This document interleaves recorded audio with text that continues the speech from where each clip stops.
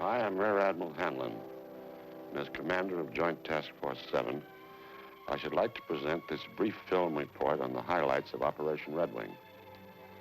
I want to point out to those of you who might have a deeper interest, not fulfilled by this report, that there are available more detailed reports, such as Commander Joint Task Force 7, Final Report on Operation Red Wing, the Armed Forces Special Weapons Project, technical films, written reports, and short technical films produced by the task force overseas. My Chief of Staff and deputies will assist in this presentation. Red Wing, the sixth series of nuclear tests conducted in the Pacific Proving Ground, was nearly 3 times the magnitude of that of any previous one. The purpose of Red Wing was twofold: to test 17 experimental weapons and devices, to conduct some 43 weapons effects tests and diagnostic measurements associated with the 17 shots. The cost of Red Wing was on the order of $160 million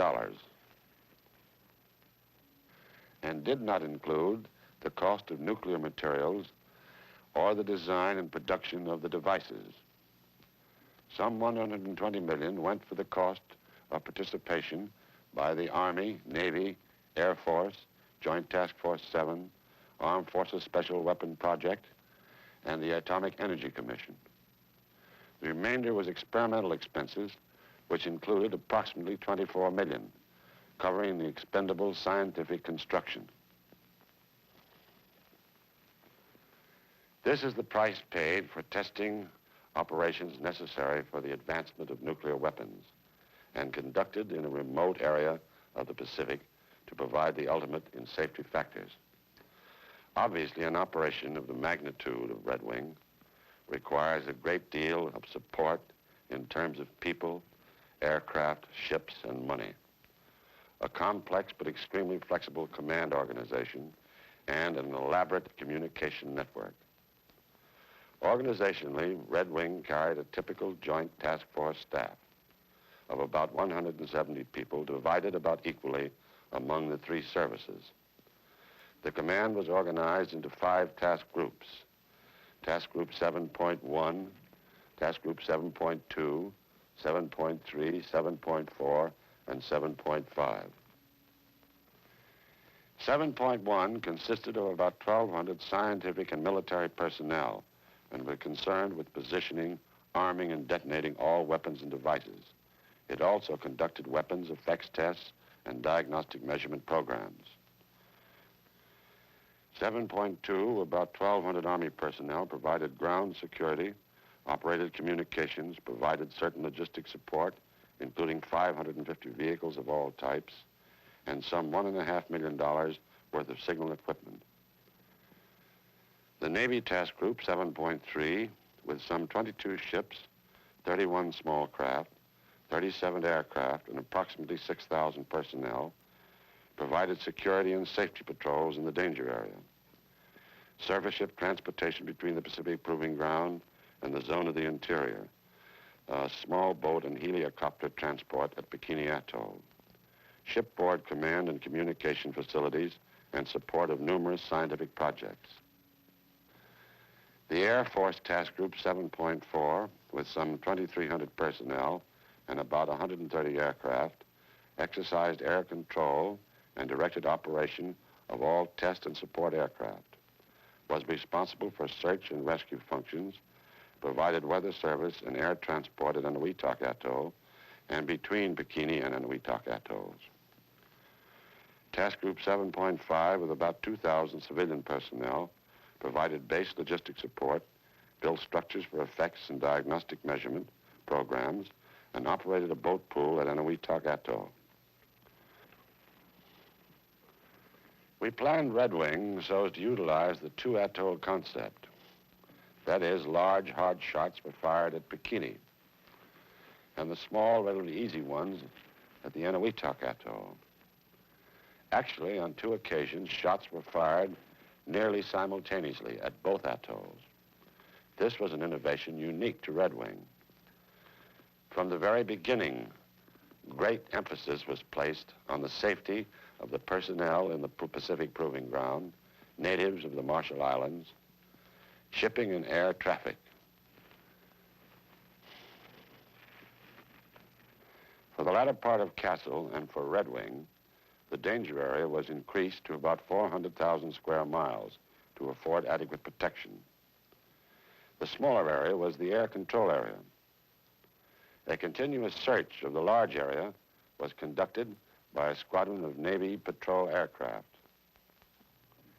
Better weather information and therefore more reliable forecasting was realized through a weather central staffed with highly qualified personnel from all services. The acquiring of a new type of weather balloon operable above 90,000 feet, development of the WASP, high-altitude weather-sounding missile, effective to altitudes of about 100,000 feet and launched from destroyer weather ships, and construction of 4 weather stations by the task force to augment the existing Pacific Area Weather Service. In the RAD-SAFE area, we had an effective fallout prediction unit in headquarters. Another innovation was equipping of this unit with fallout computers, recently developed by the National Bureau of Standards and the Sandia Corporation. 17 RAD-SAFE monitoring stations were located throughout the Pacific area to provide further protection. In the interest of fish life protection, marine radiological surveys were made of large areas in Pacific Proving Ground and vicinity by Navy ships using scientific personnel of the Atomic Energy Commission, Division of Biology and Medicine. This was done first about the middle of the operation and again after the operation terminated. The Scripps Institute conducted continuous oceanographic analyses of fallout areas. I should like to digress for a moment to comment on the official observer program sponsored by the Atomic Energy Commission and the Department of Defense.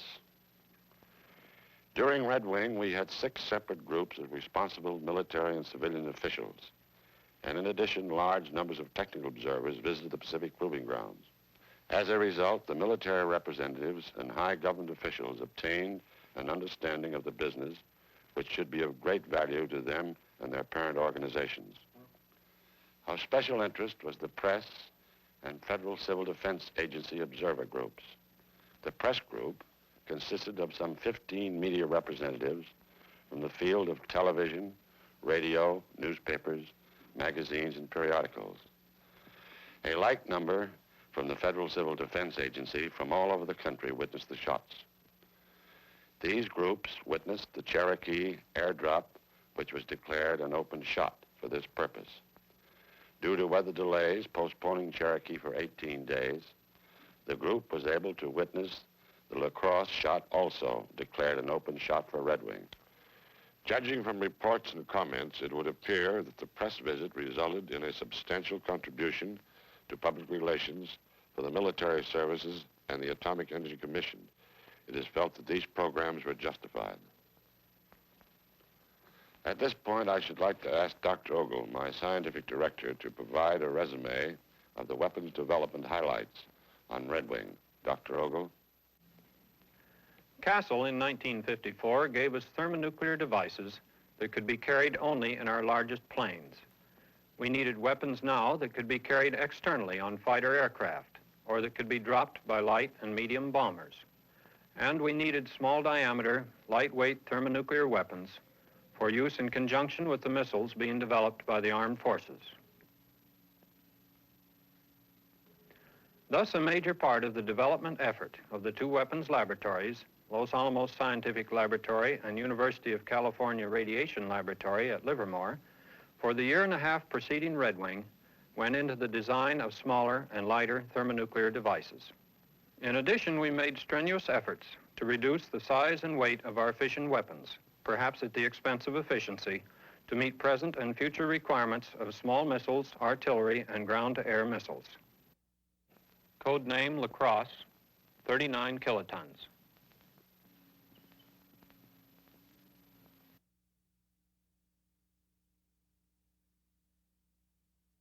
Code name Cherokee, 3.8 megatons.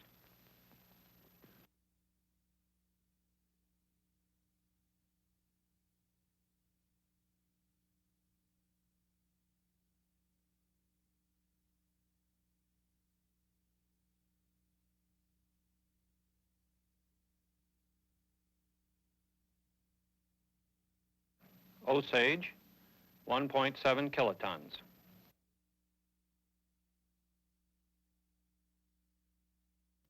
Erie, 15.5 kilotons.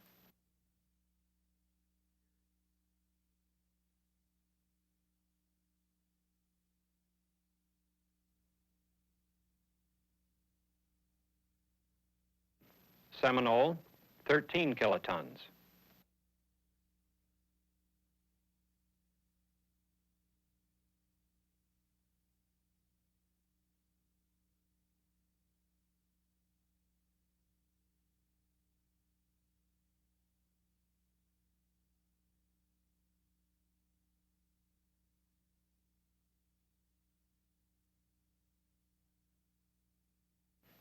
Flathead, 375 kilotons.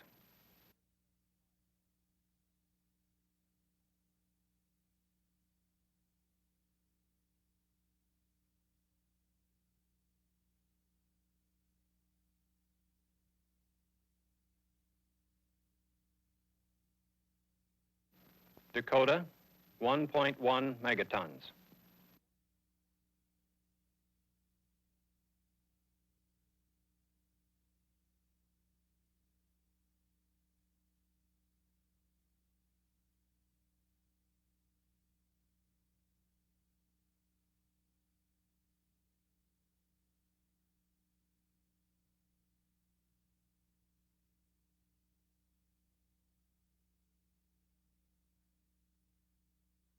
Apache, 1.9 megatons.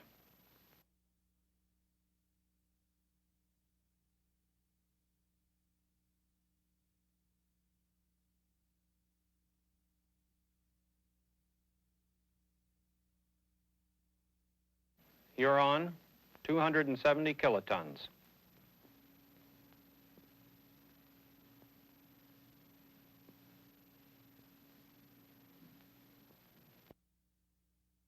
Mohawk, 350 kilotons. The main contribution of activity to fallout from such devices comes from the radioactive fragments produced by that fission. Such fallout may seriously contaminate the region close to a detonation. It may injure or kill people several hundred miles from the point of detonation.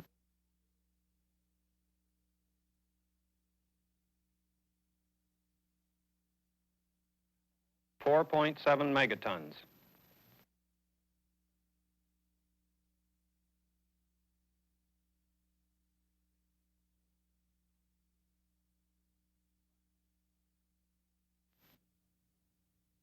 Piwa, 5 megatons.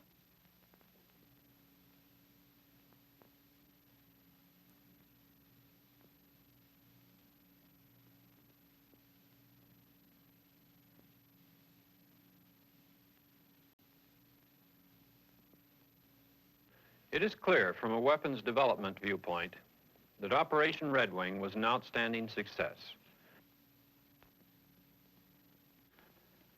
The key areas of Army interest were static and dynamic pressures produced by detonations of various yields, and especially study of the long positive phase resulting from both air and ground bursts in the megaton range. We collected data also on the rapid determination of fallout. Here we are interested because of the proximity of friendly installations to targets on the atomic battlefield. Such data is, incidentally, completely dependent upon timely and accurate weather information. To protect our stockpile of tactical atomic warheads, as well as to impair or destroy the enemies, the Army required knowledge of the vulnerability of nuclear weapons. One other key factor in our support of atomic strikes is definite knowledge of the yield and ground zero of our weapons.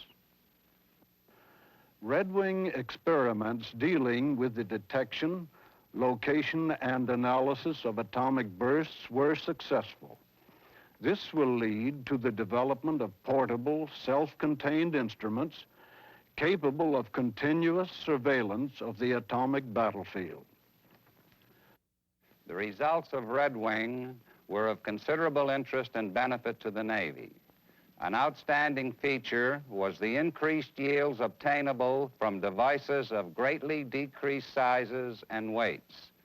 Such factors will permit diversification of delivery systems in aircraft and ships. Our first-line carrier aircraft, the A3D, or Sky Warrior, was exposed to blast and thermal effects from megaton yield weapons.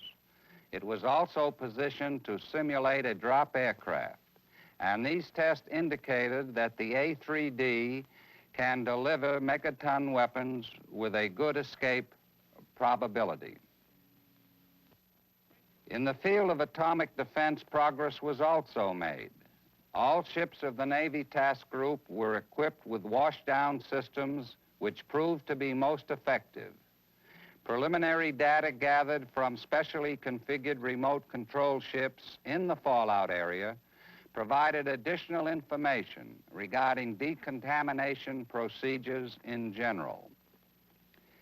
Data to determine the relative radiation dosages from the air, water, and the ship's weather surfaces was also collected. This knowledge provides additional criteria in the development of ship's shielding.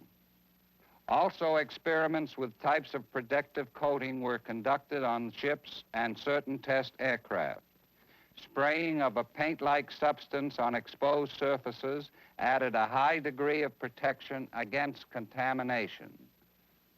The results of these experiments will assist us in the determination of naval operations in heavy fallout areas, as well as provide valuable data for the design of naval vessels of the future. The Navy is also interested in the many aspects of the various weapons effect tests as they pertain to aircraft, which will be discussed by General Griffith. Throughout the operation, the necessity for fast and accurate weather predictions was demonstrated.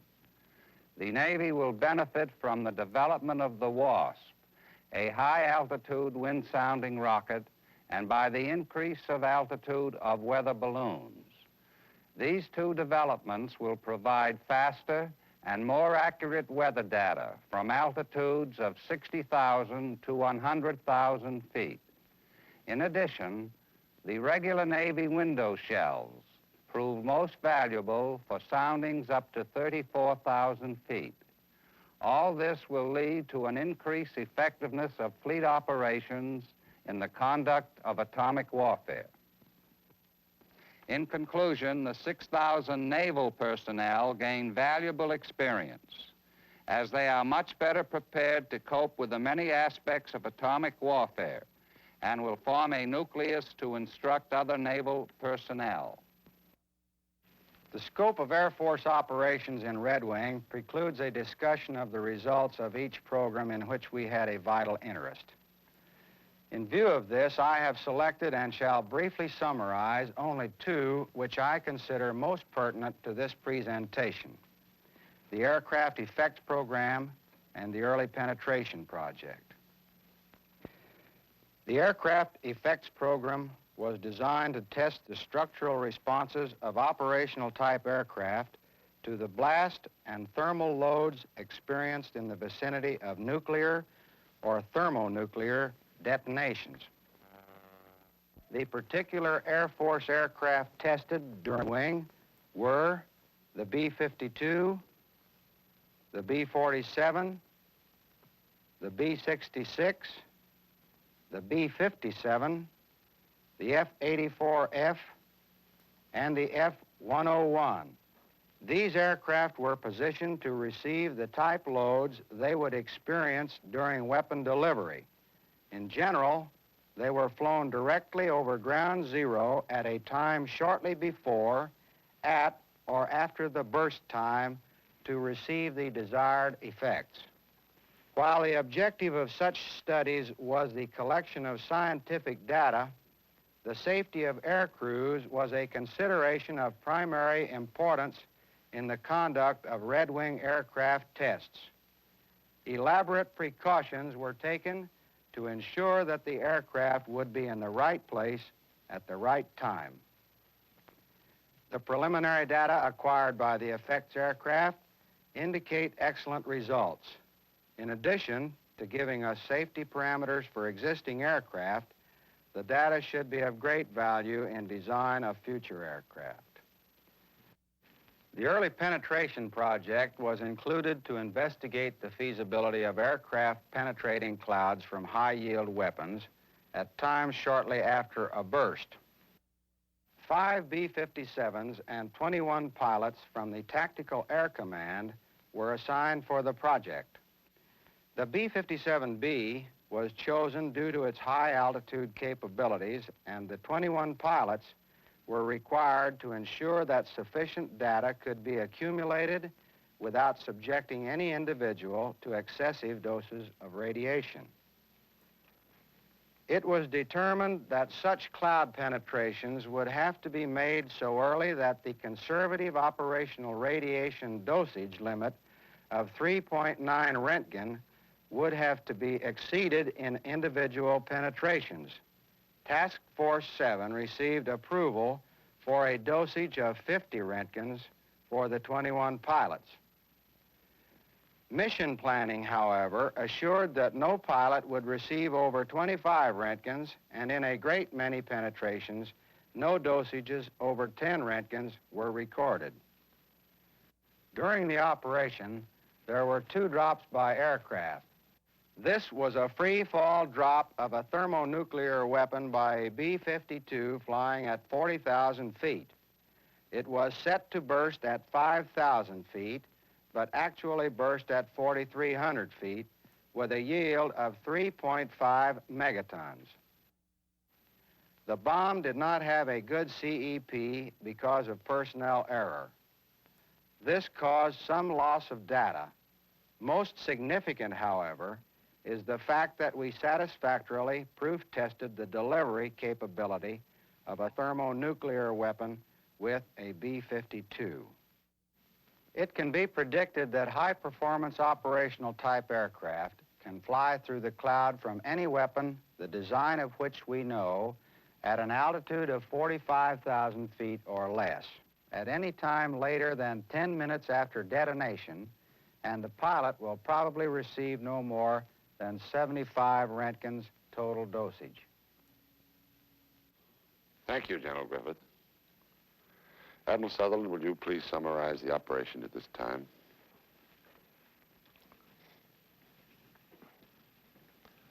Technically, operationally, and militarily, Red Wing may be summarized in one word: success. This operation marks a most significant step forward in the research and development of fission and fusion weapons.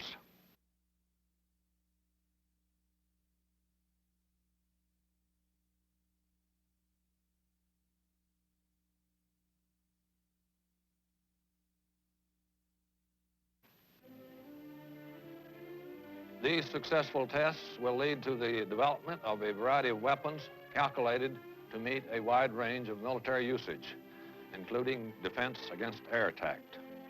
This variety of weapons will permit diversification of delivery systems of all kinds, that is, aircraft, missiles, gun-fired projectiles, demolitions, and depth charges. The emphasis on safety of task force personnel, of the Marshallese population, of transit aircraft and shipping paid off 100%. Most important in the safety program was the ability to predict and hence predetermine radioactive fallout. The key to this was greatly improved weather forecasting stemming from increased knowledge of tropical meteorology. In carrying out the Red Wing test series to its successful conclusion, one factor, a most gratifying factor, is quite evident. The 3 military services, a large group of scientists, technicians, and contractor personnel worked and lived together for many months in the Central Pacific, far from home and under trying conditions, to get a job done. This job was accomplished, and the many benefits are already being put to practical use. This concludes Admiral Hanlon's film report of Operation Red Wing.